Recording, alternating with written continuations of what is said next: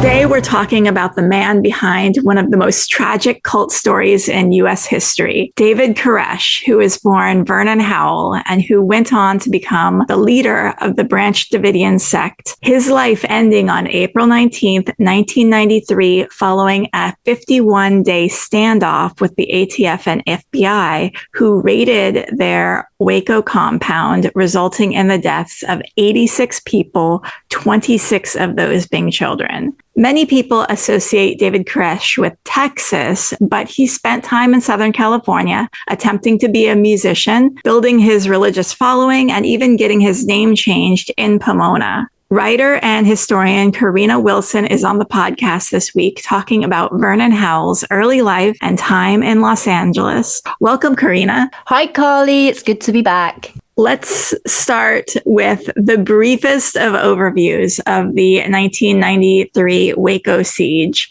just in case anyone is not familiar with that. What is the too long didn't read version of what happened there? Well, that's a leading question. I know. I could probably sit here and talk for days and days and days about Waco. I was actually hired to write a movie about it back in the day. And then the TV show was announced, which kind of killed the movie. That's what happens in this industry. It's a very contested story. It's a story about all the kinds of things that divide the US, people who believe in conspiracy theories, government overreach, religion, the classic God, girls and guns story. It was a tragedy. There was a group, I would describe them as a new religious movement. The Branch Davidians are a sect of the Seventh-day Adventist Church, and they had been living peacefully on a site outside Waco, Texas, known as Mount Carmel, since the 1930s. By the late 1980s, early 1990s, the leader of this sect was a man called David Koresh, and he really leaned into the idea that he was the prophet and indeed the Messiah. His purpose here on earth was to bring about the apocalypse and to open the seventh seal and to bring about the events detailed in the book of Revelation. He amassed a group of people around him who believed the same things, including lots of women and children. The FBI and ATF had eyes on him for all kinds of reasons. He was a gun dealer. He raised money for his group by buying and selling at gun shows in and around Texas. And there were rumors about certain illegal things happening to those guns. So that got the ATF interested in his activities. And there were also accusations of child sexual abuse. And that got the FBI interested. So there were investigations going on. The ATF at the time was facing down budget cuts. So they decided to make an example. They decided to show what they could do in the service of the American people and targeted this group of people for a raid. And that's basically how it all went down on the 28th of February, 1993, with the ATF and with the support of the FBI organizing what they thought would be a complete ambush. But the Branch Davidians got warning that the ATF were incoming and fired back. This led to a 51-day siege, which ended in a massive fireball, I think is the simplest TLDR way of describing it, in which more than 80 people died. At the time and since then, fingers have been pointed. The Branch Davidians and various conspiracy theorists say that the US government set the fire. On the other side, the Branch Davidians supposedly set the fire, and this was a big death by suicide in order to fulfill the prophecy. It was all played out live on television because this was 1993. You have rolling news. There was a media village set up pretty much, the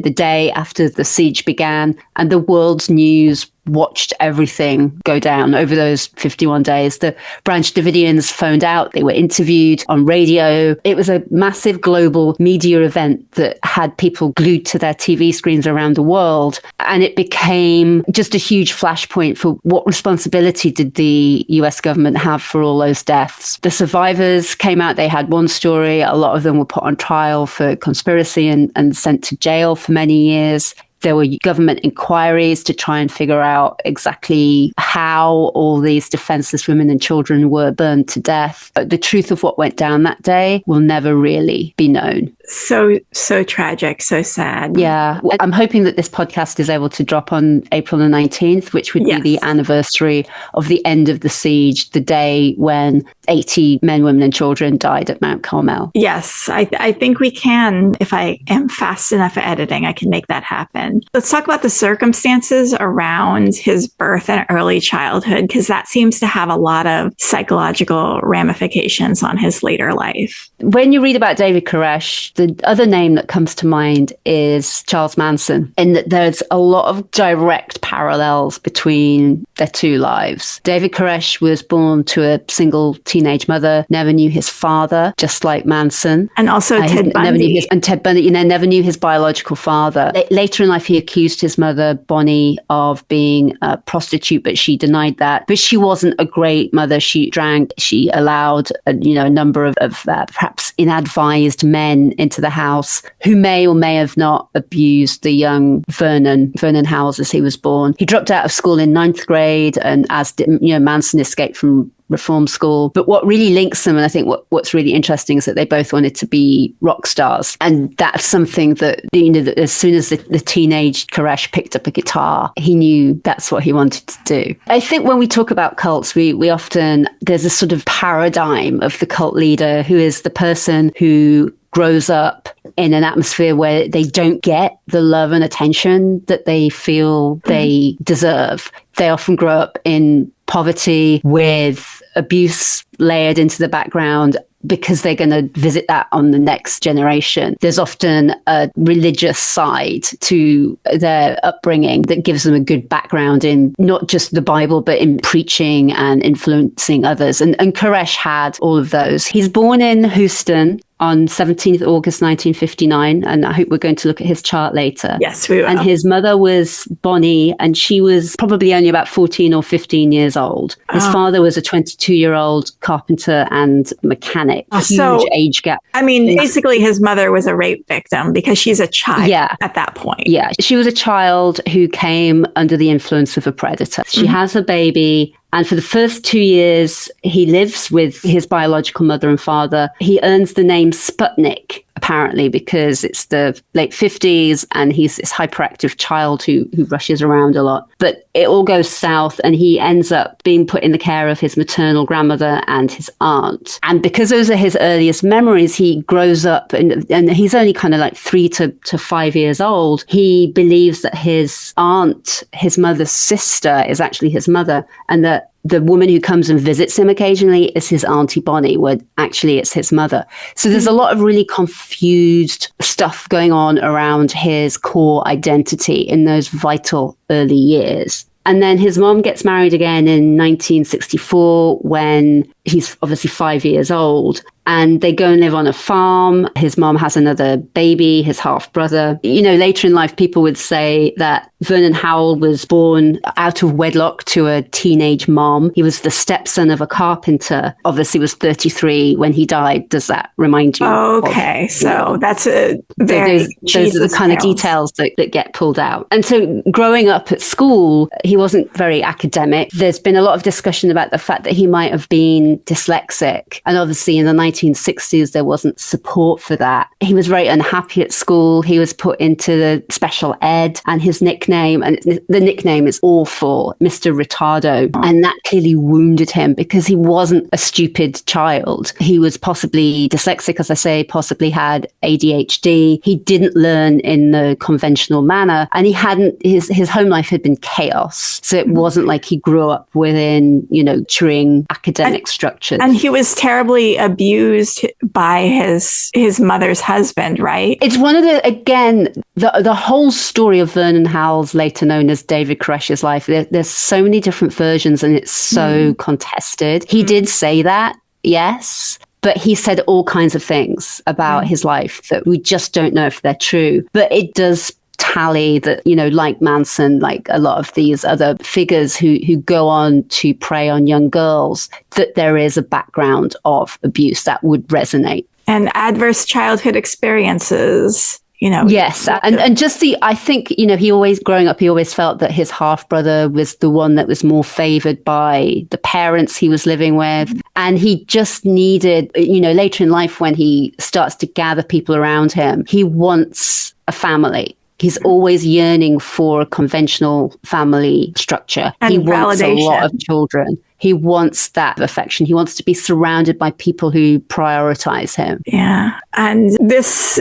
could also lead to music and religion being an escape for him. He was not great at writing, but he was really confident at speaking. Later on, as he kind of steps into his role as a prophet, he recorded a lot of cassettes and sent them around the world. Mm-hmm. And he was actually, one of the reasons why he became the leader of this sect was because he was such a good preacher. In the early days of his life, he had a lot to say, but he wasn't able to kind of organize his thoughts on paper or to get it down in a way that's accurate spelling and punctuation. He always had ideas. He read a lot of the Bible because growing up, I think in Texas in the 60s, it's wall-to-wall Bible studies. His early years, I think, were quite unhappy. Mm-hmm. He really struggled at school. He felt unloved and he was exposed potentially to abuse. And I think, again, Texas in the 1960s, there would have been physical abuse. There would have been a lot of corporal punishment. I'm sure no one's validating his emotions. And we know that can lead to a lot of complications with, mental illness later in life. So yeah, he grows up with a sense any father figure is an absolute. And I think that's quite important because one of the aspects of the child abuse that he was accused of was spanking the children with a paddle.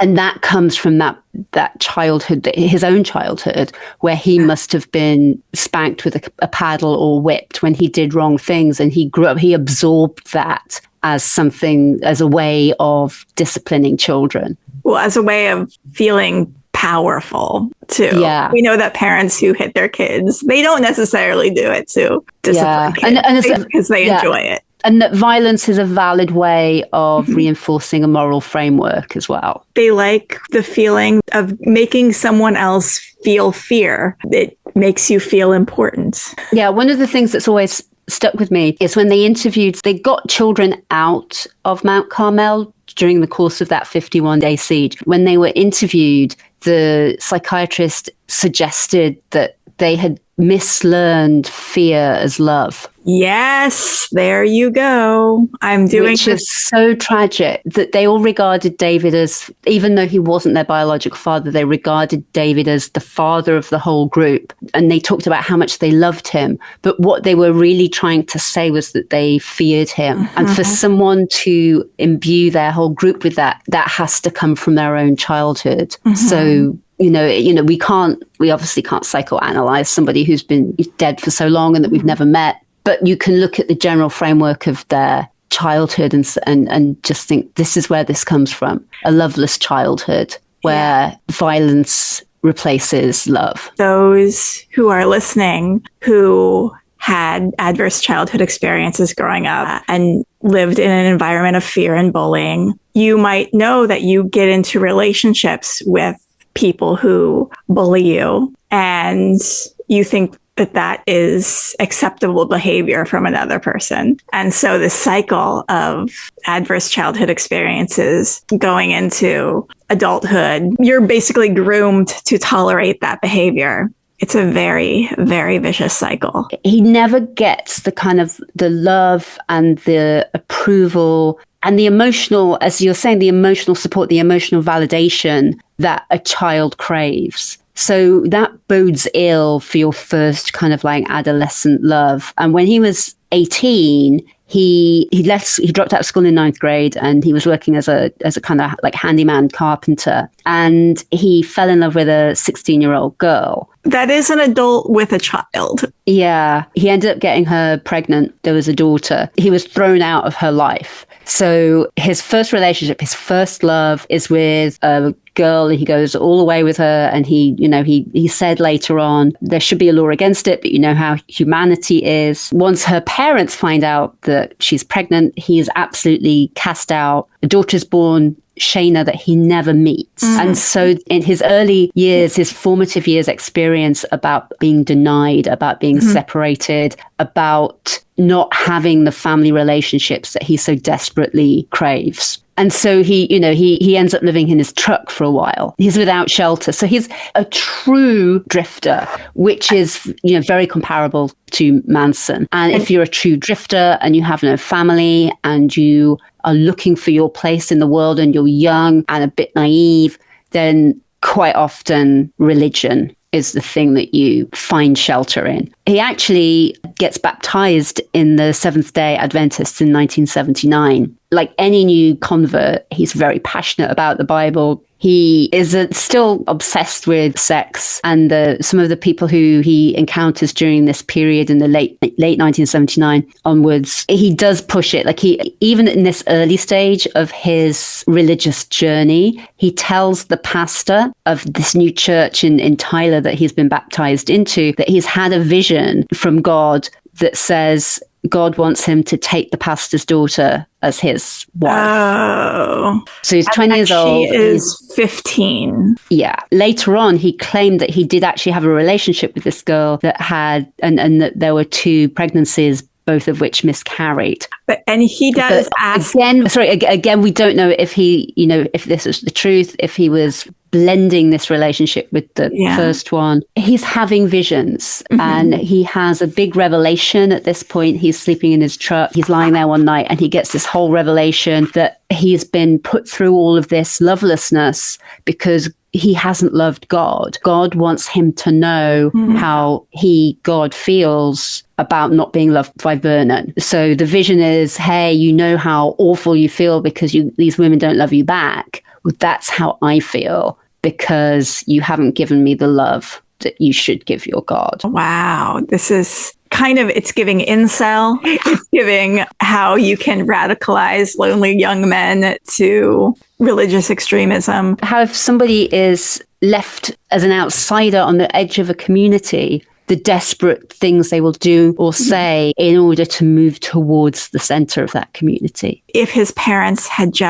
I say just because the cycle of bad parenting goes back many generations. And also the structure and the certainty. I mean, growing up thinking one person is your mother and then finding out it's somebody else and then moving, from the safety of your grandmother's home to a house with a male stranger who may or may not have sexually abused you, going to school where you get abused by the other kids called Mr. Retardo. And, there were rumors about older boys he was at school with. He later said that he may have been, molested by other boys. So he's had the very definition of a troubled life. And so he gets to this point where God is perhaps the one person he can talk directly and honestly to. Yeah. But he falls into that path that he is receiving direct communications. And this all ends up with the fact that he's disfellowshipped. He's kicked out of the Seventh-day Adventists. So he goes through, in his late adolescence, he goes through this whole, he gets religion, but religion does not get him at that point. And that's how he ends up visiting Mount Carmel for the first time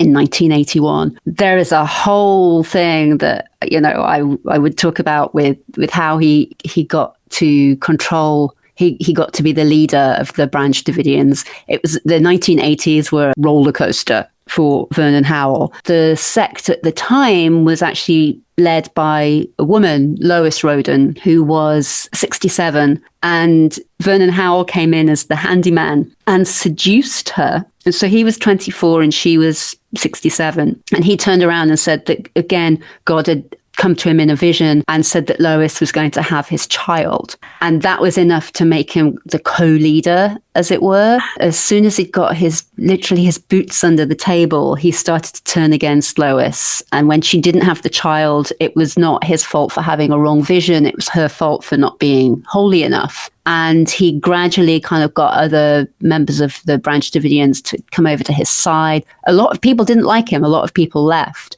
But by the end of the 80s, he was in charge, having got rid of Lois, who died, and having seen off her very disturbed son, George Roden, who thought he would be the rightful heir of the leadership role within the Branch Davidians. So that's the whole story in itself, all the George Roden stuff. George essentially challenged Vernon Howell to a Raise the Dead competition to see who was the true leader. And Vernon and his crew weren't playing. There was a gun battle and lots of people got arrested. And then George lost control. And Vernon Howell seemed like the sane option, which is hard to believe. And why do people follow him? He was a very eloquent speaker. And we know that because of these cassettes that he sent all around the world, many of which are still in existence. You can buy them on eBay. If you're in the Los Angeles area, I think at the Museum of Death, they have a little stack of those cassettes. Because he wasn't particularly educated, the Bible was his text and his context. He didn't really know about anything else. Mm-hmm. And he was able to, as I say, memorize huge chunks of the Bible.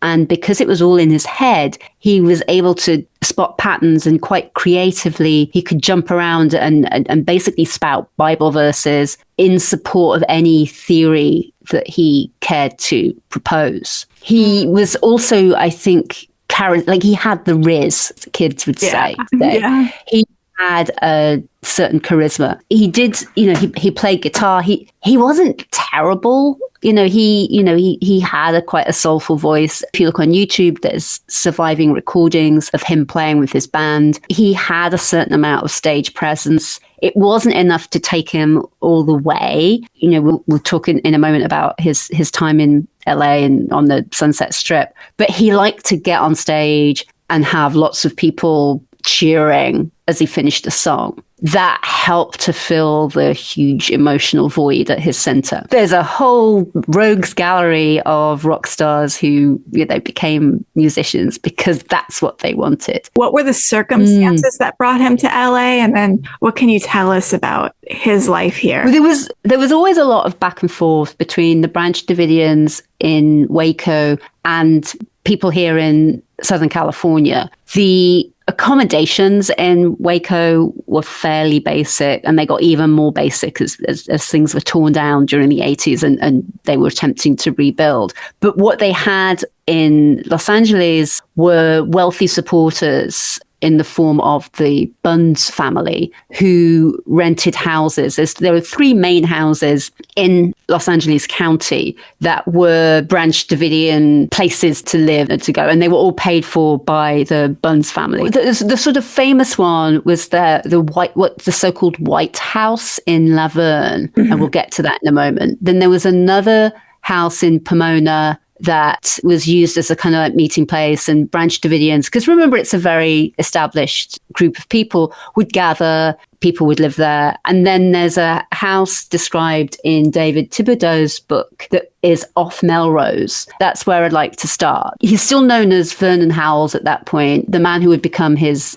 lieutenant, Steve Schneider, actually set up a music production company called Messiah Productions. And they hang out in Los Angeles, look for young musicians and talk to them about music, and then slide a little bit of Bible stuff in there. And that is their recruiting that they do, because it allows Vernon Howell, who is a wannabe rock star who's never quite made it musically, gives him the excuse to go to places like the Guitar Center on Sunset, spend money. It gives them an excuse to go and see young bands play live and go up to them afterwards and say, hey, I really liked the way you play. I really like what you're doing. Would you like to hang out? And they have this house kind of off Melrose where they invite people to go after concerts, and they hang out and they're drinking beer and doing the usual kind of after party thing. And then at some point, David will start talking about Bible stuff. Those who don't get immediately repulsed and leave, they know that those are the young people that they might be able to persuade to go back with them to the compound in Waco. And that's basically what happens to David Thibodeau. He's a young man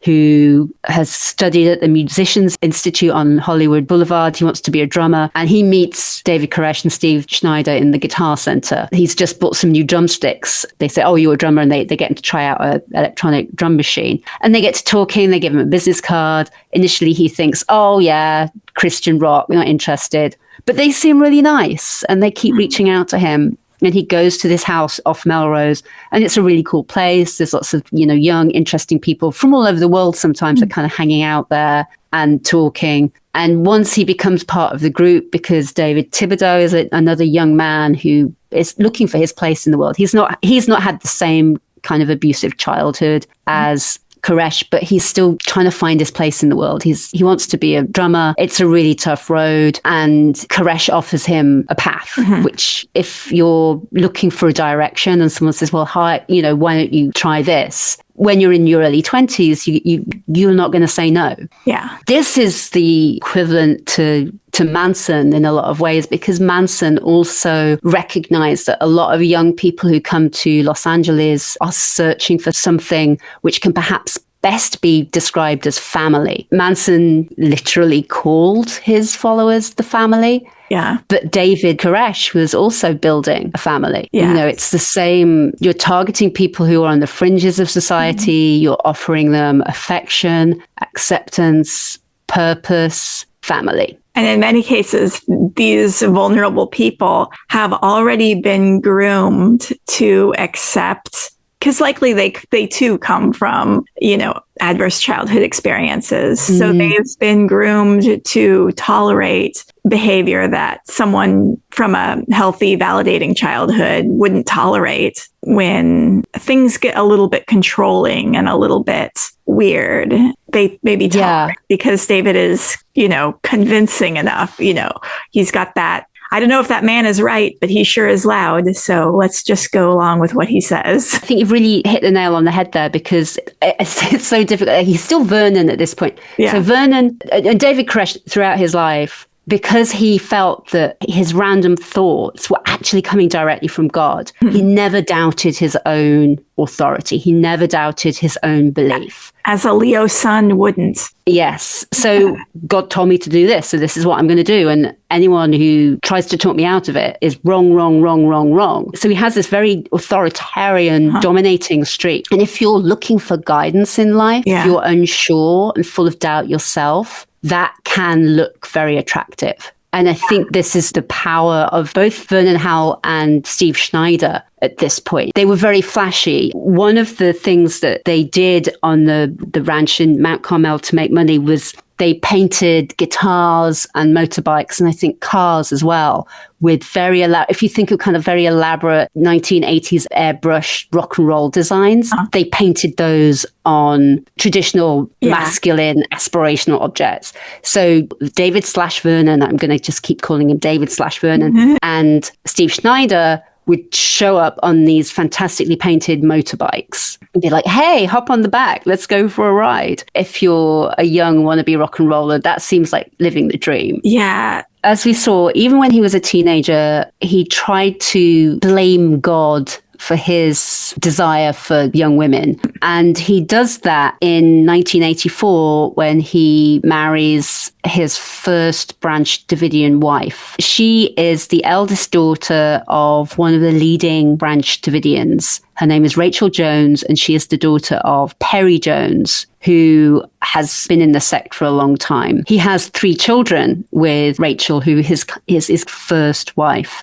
She's very young. Rachel Jones was 14, but at the time that was legal in Texas because it was a marriage and her parents consented. Oh, God. Oh, my God. So the sex was happening within marriage, so it was fine. But it's officially child molestation. Yeah, at this point, he is 25. No one who is an adult should be dealing with anyone whose age starts with a 1. Yeah. Disgusting. And I'm judgy, but let's continue. Yeah. So he goes from 67-year-old Lois to 14-year-old Rachel. Oh, well, there's some mental illness going on there. This is somebody who's seeking something from relationships that is not normal. So he marries this 14-year-old. As with a lot of sexual predation, it's about power. because he's kind of married into one of the first families. So they are obviously going to support him as a potential leader because he's their son-in-law. What happens then is Rachel and David go on a trip to Israel, where David has a few more visions. He sees angels that tell him that he's a prophet. They also tell him that he needs to marry his teenage wife's younger sister as well. And she, at this point, I think it's so hard to keep track. She's about 11 years old. So, oh my God. In 1985, she's 11 years old. So he's just married a 14-year-old and she's had a baby. And he's now turned around and said, God says that I need to marry her 11-year-old sister. And the parents are? And the parents are fine with it because these are God-given commands. Worse still, Rachel is eventually fine with it because everybody goes backwards and forwards. David/Vernon is very clever. He says, this is God testing me. I think, he references the Bible story where God tells Abraham to kill his child Isaac. Obviously, that's a big ask. Abraham is a loyal follower, goes up to the mountaintop and he straps his son to the altar and is ready to stick a knife in him. And then an angel appears and they use it. They slaughter a ram instead of Isaac. But God is really happy that Abraham would actually have done a human sacrifice of his own son in order to please him. Yeah, God is an abusive father as well. Yeah, it's that sort of that kind of like authority. So this is the excuse that David/Vernon uses. He says, well, God's testing us. And obviously, it's a terrible thing that I'm going to have to do, which is marry my not even teenage sister-in-law. And it's a big test for me. It's a stumbling block. It's an obstacle that he has thrown in my way to see how loyal and devoted I am. And it's the same for Rachel. So they go backwards and forwards. And then Rachel solves it by saying, oh, I had a dream where God told me that it was fine for my husband to marry my tween sister. And so he takes 12-year-old Michelle in 1987 as his lover. And then after that,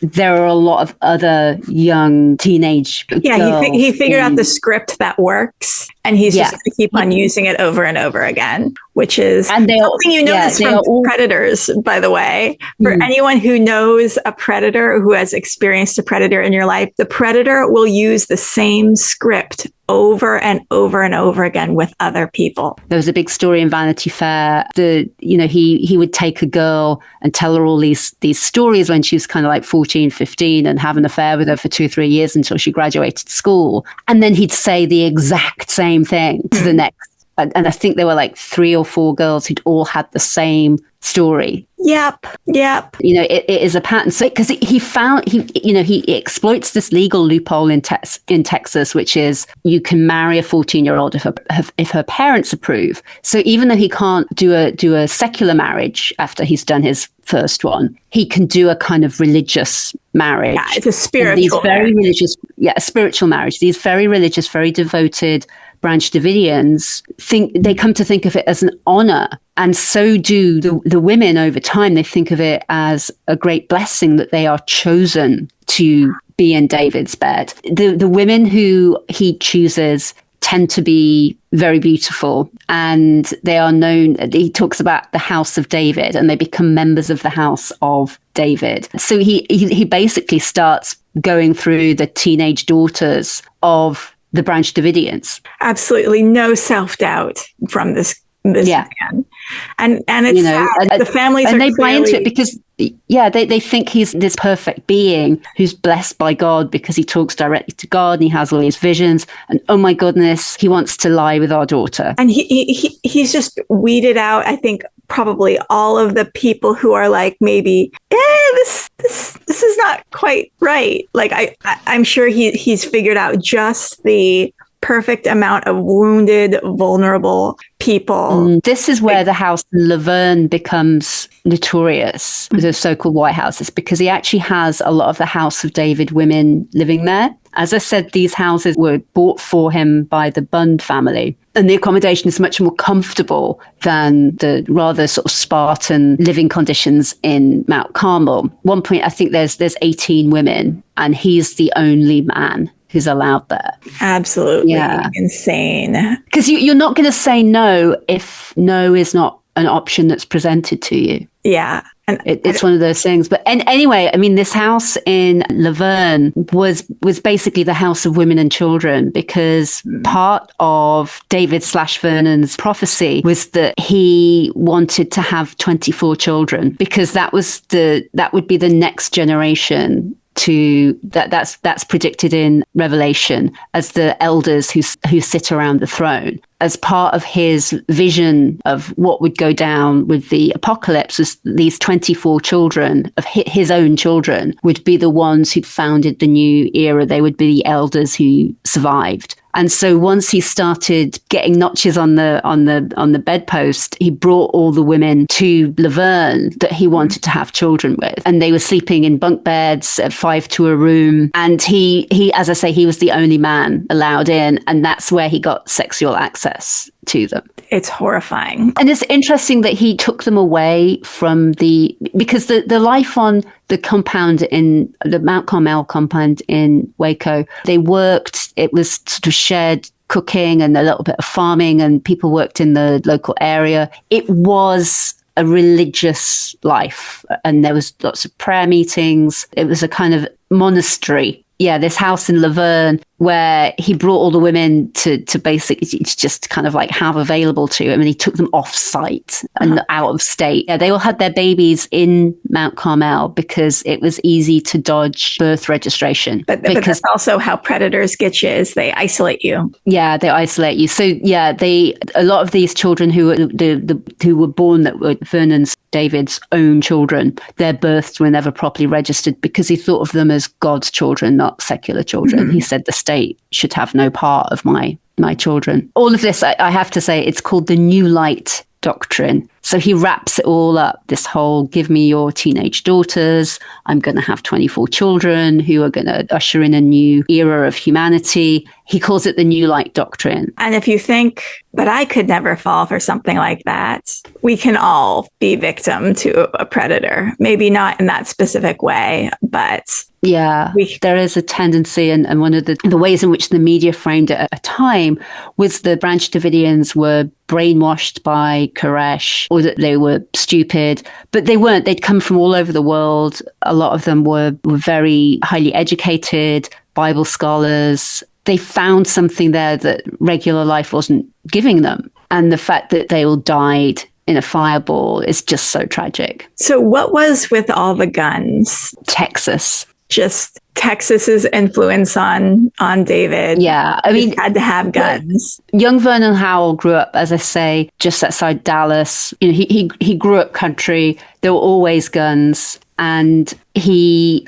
understood that guns gave power. When he had that firefight with George Roden, he and his crew actually walked onto the property with Uzis, I think, and were very prepared for a gun battle in order to get the actual physical compound, the land back. Koresh/Howell always regarded violence as a legitimate way of getting what you want. And from there, he built up quite a revenue stream with gun sales. So Branch Davidians would travel all over Texas buying and selling weapons. So by the early 90s, Koresh, as he was then fully known, had attracted the attention of the authorities because he was ordering things like gunpowder and powdered aluminium and gun parts in quite large quantities, enough for, USPS to take notice. Now, these are materials that it's not illegal to own, but you can combine them with other things in order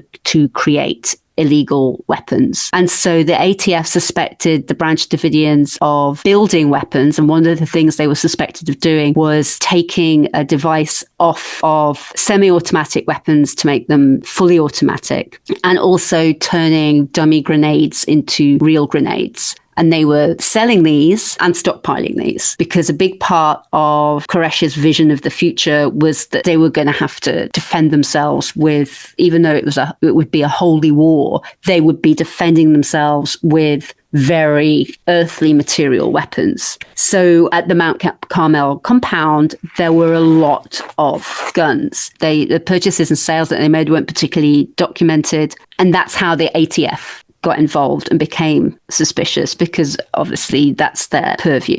And then everything escalated at Waco, as we talked about. Do we know anything about the Branch Davidians who were living in the Laverne house and what happened to them after Waco? The thing about the Waco siege was, even though, and the numbers are contested, there's around 80 die, there were a lot of Branch Davidians who had either left because, unlike other cult leaders, Koresh said, well, if you want to leave, you can leave. And people did leave over the years in which he was in power. So there were and there was a network of Branch Davidians, the people who received his sermons on cassette all over the world. So it's not like Jonestown where, all the faithful were destroyed on one horrible day. There's a core group at Waco who died. There were several children who were released during the siege. There were even a couple of survivors who walked away that day. And do we know anything about where they are now? I listened to an episode of the Trust Me podcast, which is my favorite. Shout out to the Trust Me podcast, because it's my favorite podcast, where they had an interview with a child who had grown up. There are a lot of survivors. Every kind of 5 years or so, they get trotted out. There's, every time there's a new documentary, it's the same people interviewed. There are those who still believe that Koresh was indeed the Messiah and that they regret not dying along with their fellow believers. And there are those that think he was a complete crook and a con man, and they wish they could have done more to stop him. Yeah. And that is very relevant to a lot of groups and cults and people who are married to not great people and staying with them versus those who left them. So it's relevant to so many different situations. And I think one of the things about the whole Waco tragedy is that different viewpoints, political viewpoints, moral and religious viewpoints, there's so many different perspectives on it that you can take the story of Waco and turn it into your story.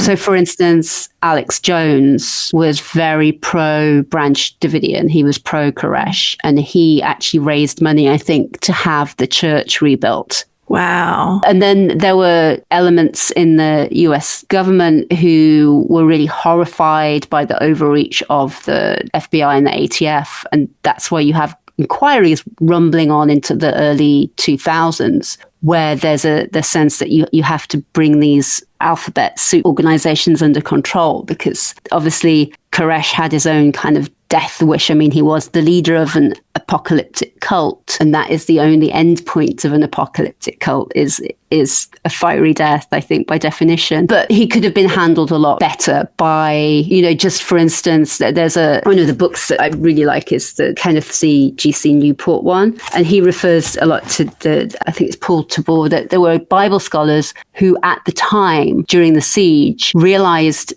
the meta level at which Koresh was talking about the Bible and offered to engage him on that level. And I'm sure if rather than the very sort of, fifth grade Bible studies that the FBI negotiator was dealing with, if they got some real experts in, they could have concocted an escape route for Koresh, because he was backed into a corner. You're surrounded by Babylon, the forces of Babylon, that you have spent the last 4 years preaching about how evil they are. You're surrounded by them. You don't necessarily have a way out other than in a blaze of glory. But perhaps by talking to Bible scholars, I mean, he had cut a deal towards the end where he was going to write down his visions and his prophecies about opening the 7 seals, and then they would come out once he'd managed to write it down. He was working with a kind of, someone else was writing it down for him, and he was working on it, and he kept saying, I'm not finished. And the FBI decided that was a delaying tactic, that it wasn't real. And that's,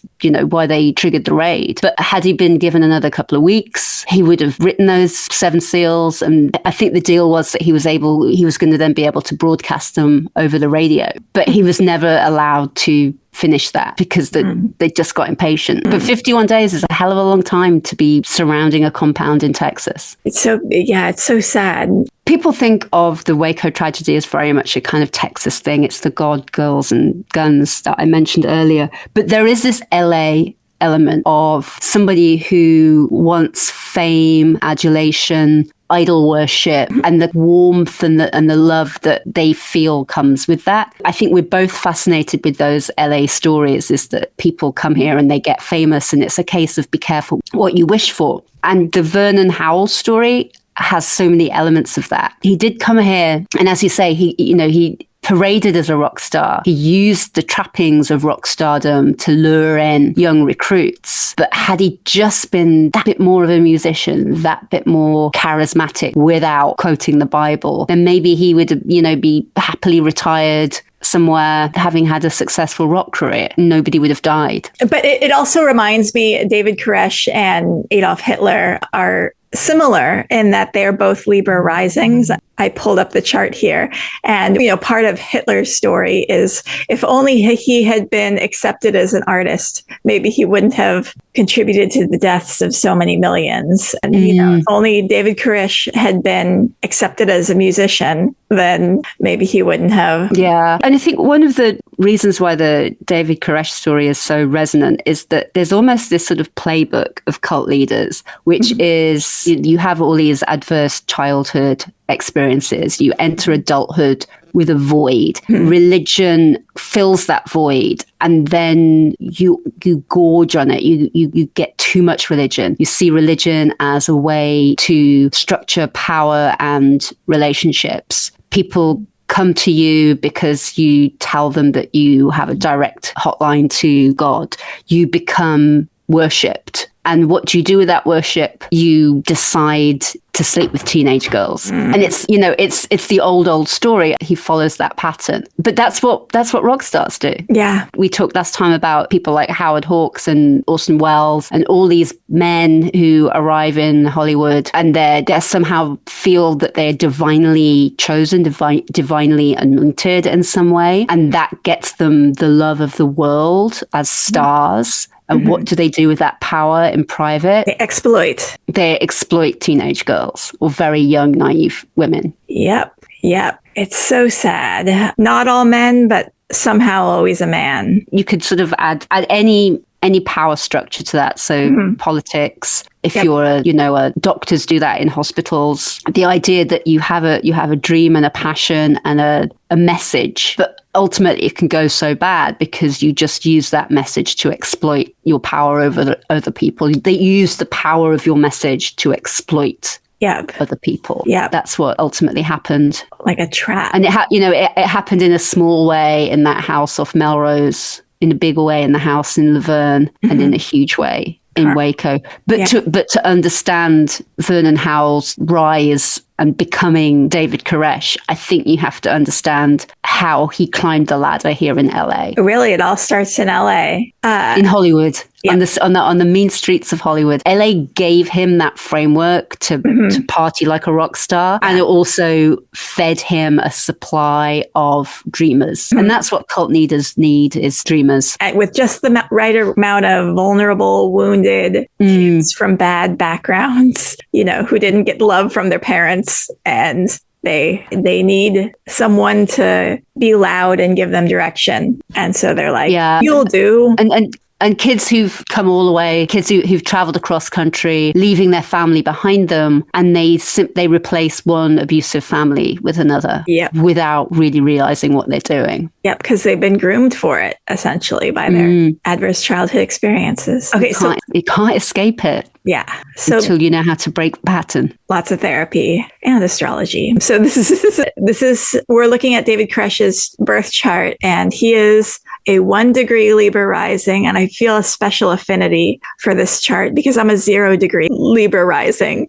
So me and him, we have things in common. Libra is a sign that's ruled by Venus. And in my case, Venus is in my first house in Libra. So Venus is in the house that she likes to be in and does well in, which is the planet and the house associated with balance and harmony and getting along with people, interested in art and creativity. That's all Venus. That's all Libra. But in David Koresh's case, his Venus, which rules his first house, which is him, is in his 12th house, which is called the house of self-undoing. And here Venus is in detriment in multiple ways. She is in Virgo, which is a very analytical sign, which is the antithesis of everything that Venus is about. So Venus is very much about vibes, is very much about the good feelings, the sensuality, the aesthetic of things, whereas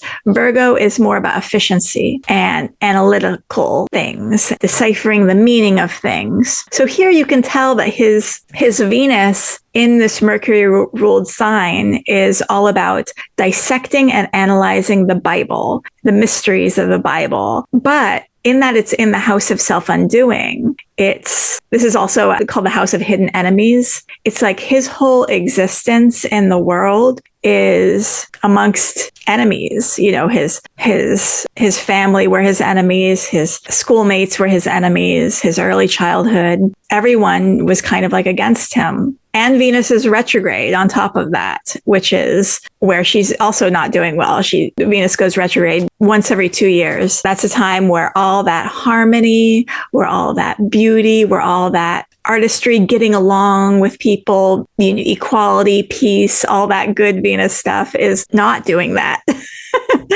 So he's bringing that into the world. His sun is in Leo. Do you know any Leos, Karina? I actually have a number of very good friends who are all born on August the 9th. Oh, wow. So I do have my Leo crew. I think I know good Leos. I know Leos who turn their light outwards, whereas good. he kind of turns his light inwards. Well, I mean, the thing about Leos is, have you ever known a Leo to apologize ever? No. No. They believe themselves to be sovereign. They will never admit to being wrong. Self-doubt is not a Leo thing. And so there's a big fatherhood energy, like they're craving the ideal of being a father figure to someone, but they're not. Well, I'm not going to say all Leos, but they're not the nurturing. They want the aesthetic of fatherhood without being a nurturing, validating, supportive, caring person. They just want the adoration, they want to be a yeah. And I think that was absolutely what he did. Was he took on a really narrow aspect of fatherhood, which was actually the kind of the procreation, and he liked having children handed to him to kind of cuddle, and then he had this sort of authoritarian teaching style, but he wasn't nurturing individuals. He wasn't a breadwinner. He wasn't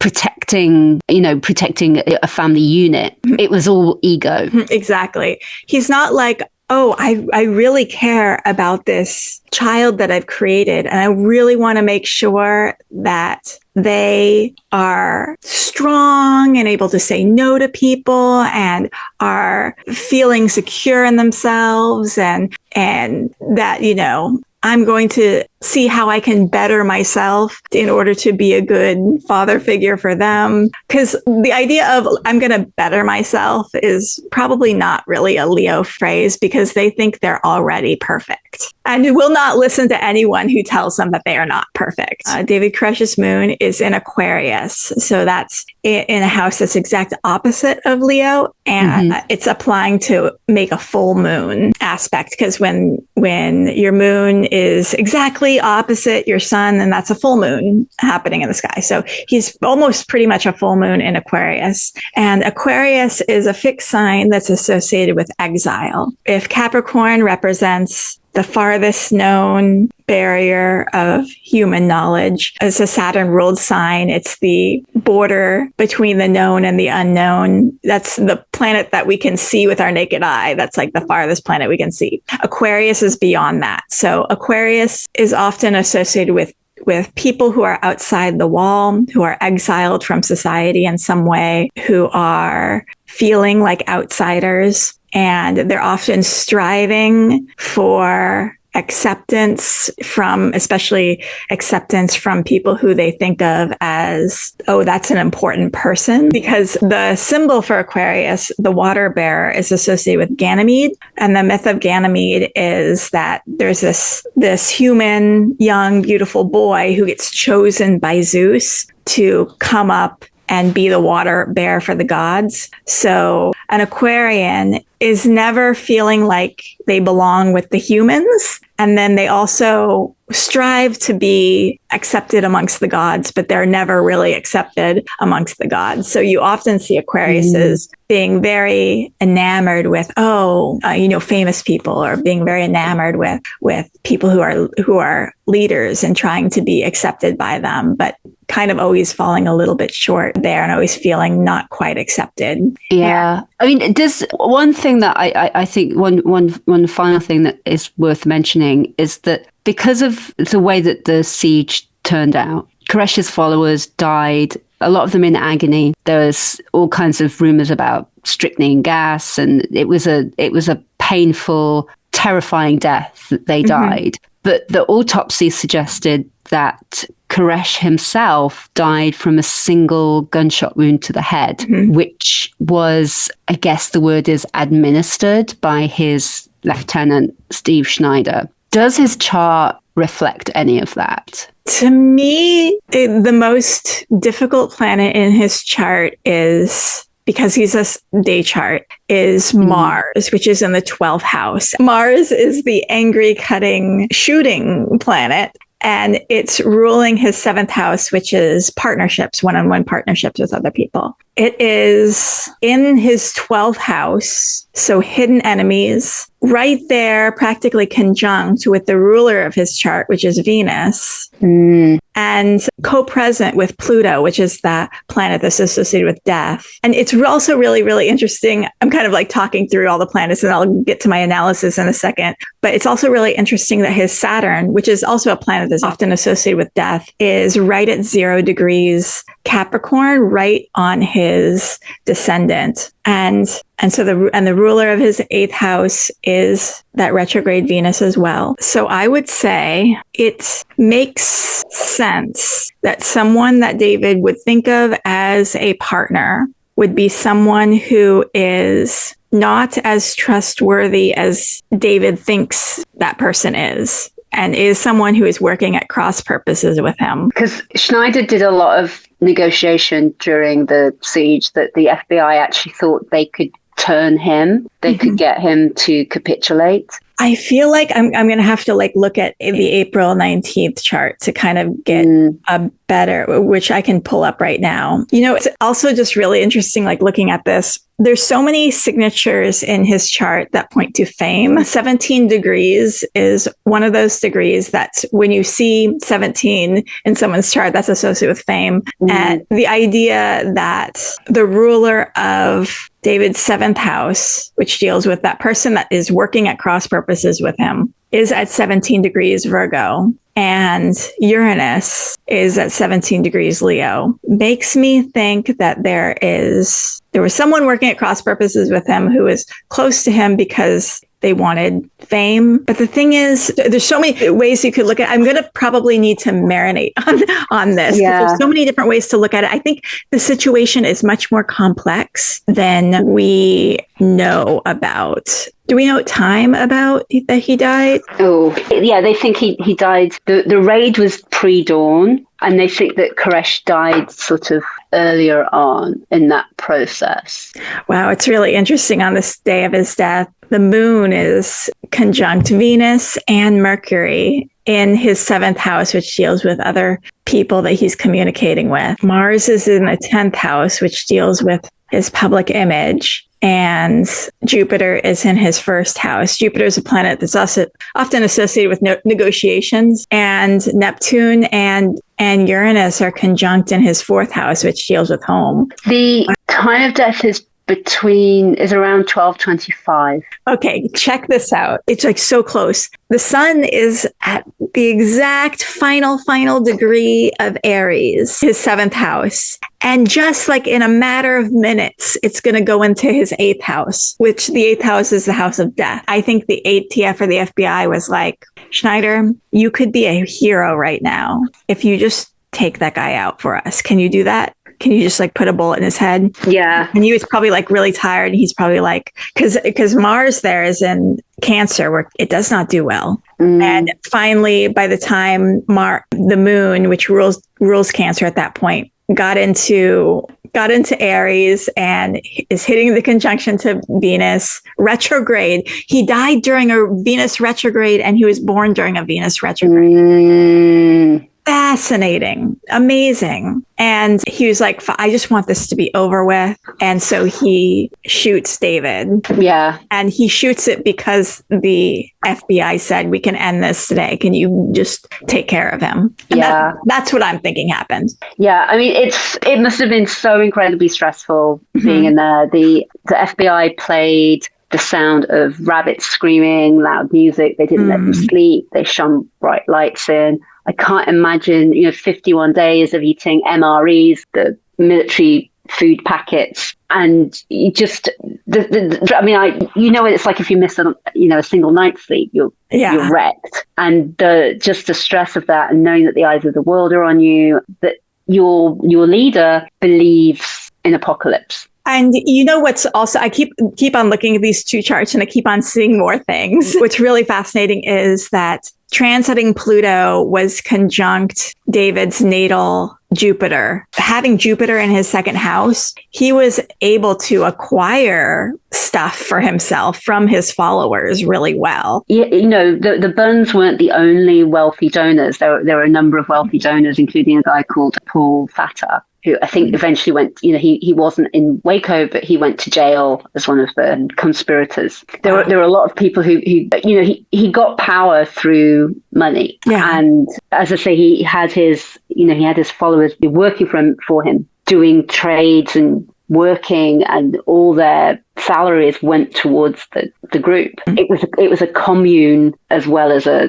religious group. And I'm also seeing that transiting Jupiter was retrograde, passing over his natal north node, making a really helpful sextile to his natal Mercury. So you get this idea that David is hard at work, potentially writing something, which you talked about, working on getting his message out there. But someone who he's in a partnership with is working at cross purposes to him. And they're going one direction because they're the Mercury going direct in his 7th house.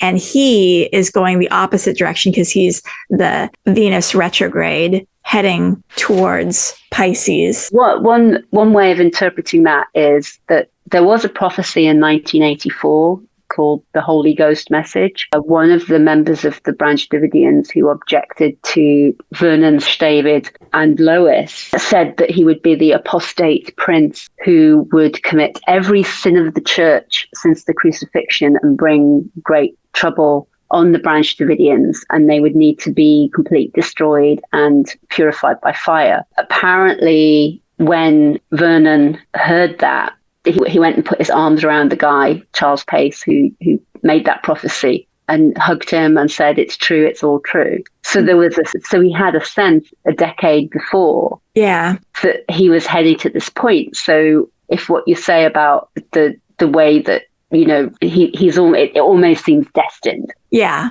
He lived with that feeling. Yeah, it really does kind of seem fated in that there's just so many things. I don't want to get too murky about the astrological specificities of this, but to me, this is a story of he's actually kind of able, as being represented by that Venus retrograde in detriment in his 12th house, because that is him, he is able to go into that metacosmos, which is, in some cases, the 12th house is the house of self-undoing, which it always does represent.